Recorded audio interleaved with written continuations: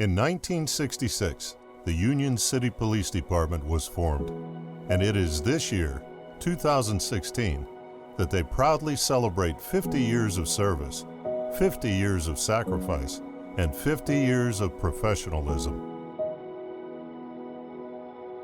When I started working in Union City, we were in a small commercial building at the corner of Whippo and Central. And across the street from us, they were baling hay. That's how unusual the city was compared to what it is now. On April 1st, 1966, Union City hired their first police chief, Ken Huck, who had formerly worked for the Sausalito Police Department.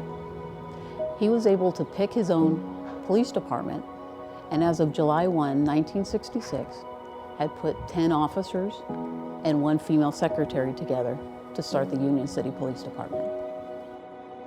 And when I was eventually hired on in Union City, I felt that there was no problem at all just mixing in with everybody. I didn't feel singled out. I didn't feel like there was, wow, I'm the only Filipino American in here in this agency. I felt like every other person in there as a police officer. I was the first female hired for patrol in Alameda County in Northern California that I know of, and we were at the forefront. I know LAPD and those cities didn't have police women. When I started my career at Union City, again, it was like stepping into or being adopted by a family of brothers and sisters wearing the blue. You become a part of a very fraternal order when you join a police department. Something that I think the women of my time could have never even comprehended happened. Chief Can held a town hall at the Our Lady of the Rosary Church in order to quell some of the tension. Unfortunately, there were some assailants who were not on board with his message. And that night, Chief Can was shot and later died from his injuries. So I got to the chief and I wanted to hear what he wanted to say, but he couldn't, there was no words coming out. And every time he opened his mouth, his blood would come out. So what I did, I took my shirt off and I put pressure on it and I kept it there until police and ambulance arrived. And that was the last time I saw the chief. So you have a 7 and a 9-year-old child that understand enough to know that their daddy went off to work and didn't come home. And we didn't really discuss it as far as me, but you understood at some point that the kids had to be impacted by that. Everyone was saddened by the loss of Chief Can. He was truly a remarkable man, one that was loved by his community and his police department. You know, we had many good chiefs in this city, and today is a good department. There's very good officers on board, officers that are born and raised in this city. They may live outside the city, but they have a stake in this community, so they treat it differently.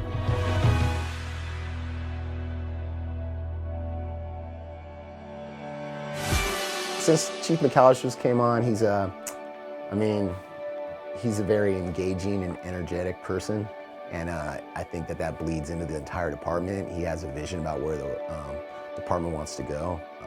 I really like the ideas of professionalism and pride, and I have a lot of pride wearing this uniform, especially since I live in Union City. I've had nothing but positive contact from anyone that I've met here in the city, whether just casually, on patrol or actually helping someone. It's my impression from coming from outside the area that the community in general is extremely supportive of the Union City Police Department. I've had nothing but positive contacts the whole time I've been here. The Union City Police Department has been a great support to our Masonic homes. They're there when we need them, and that's important to us. It's important to us not only as an employer in this community, but it's important because we have 500 elderly residents living on this hill. So I think the community realizes that we are definitely engaging with them and actually shaking hands with them or playing ball with them or whatever the case might be. And the opportunities and the positive things to come in the future are definitely something that I'm interested in seeing. So the chiefs tell us all the time every contact counts, and every contact you have with somebody, that may be their one and only contact with a police officer, or their very first contact with a police officer. And how you interact with them during that contact could be how they form their opinion about police officers, and not just in your department, but police officers across the country. Whether good or bad, we always have to try and keep that even keel, be in a good mood, and treat everybody the way that you want to be treated, that golden rule. What they do for us as police officers is invaluable because they allow us to apprehend dangerous people without us being harmed.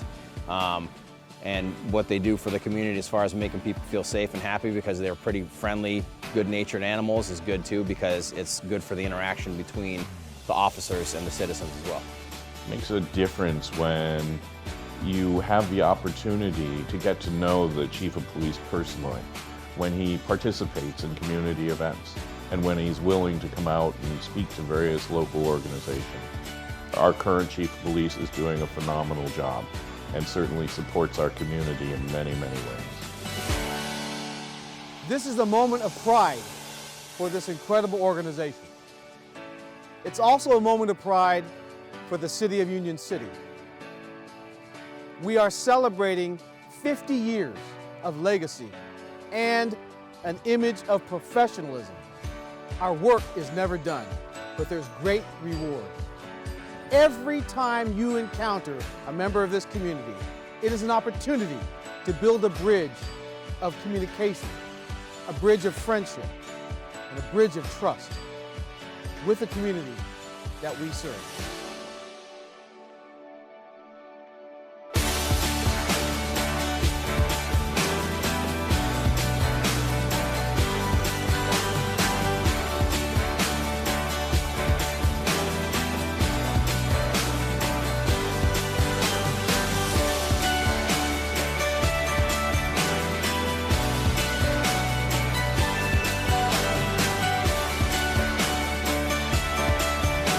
Union City today is a key contributor in Silicon Valley, a culturally diverse and sophisticated community.